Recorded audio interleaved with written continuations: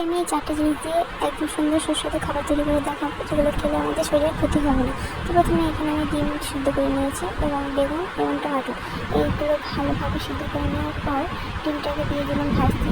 এগুলো খেলে আমাদের গরমে সত্যি শরীরটা তো সুস্থ থাকবে। তো দেখে নিয়ে যাক রেসিপিটা। তো এখানে আমি 4টা ডিম আগে থেকে সিদ্ধ করে নিয়েছিলাম। তো এগুলোকে আমি ভেজে নিলাম হালকা আছে। তো ভেজে নেওয়ার পর আবারও কড়াই তেল দিলাম, তারপর বেগুনগুলোকে ভেজে নেবো। এখানে বেগুনটা খুব পাতলা করবেন না, জাস্ট মিডিয়াম সাইজে রাখবেন।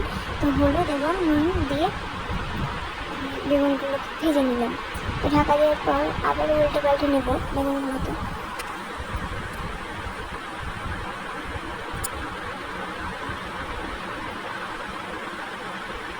তো আমার বেগুন ভাজি কমপ্লিট। তো আমি এবার এগুলোকে তুলে নেব। তো তুলে নিয়েছি সবগুলো পরপর এভাবে বেগুনগুলোকে ভেজে নেব। তারপর আগে থেকে টমেটো আমি সিদ্ধ করে রেখে দিয়েছিলাম। তো এখানে আমি একটা মেশিনের দ্বারা পেস্ট করে নিচ্ছি। আপনারা চাইলে হাতেও করতে পারেন, কোনো সমস্যা নেই।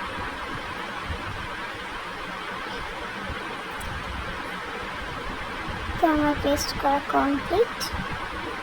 দেখতে পাচ্ছেন কতটা সুন্দর এবং সুস্বাদু দেখতে মনে হচ্ছে।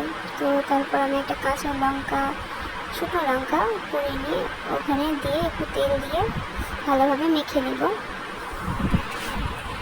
আর এখানে আমার মেন টপিক যেটা ছাড়া রান্নাটাই হবে না, সেটা এখানে করে নিচ্ছি। প্রথমে পেঁয়াজ ভেজে নেব হালকা, আদা রসুন বাটা, লঙ্কা গুঁড়ো, হলুদ গুঁড়ো, জিরা গুঁড়ো দিয়ে ভালোভাবে মশলাটাকে কষিয়ে নেব। এখানে আগে থেকে আমি আলু রান্না রেডি করেছিলাম।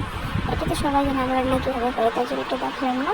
তারপর আলু রান্নাটা আর কি আমি দিয়ে দিলাম সেই ফোড়নের ওপর। ফোড়নের পর দেওয়ার পর আমি ডিমগুলো একে একে দিয়ে দেবো। তো আমি সব ডিমগুলো দিয়ে দিলাম।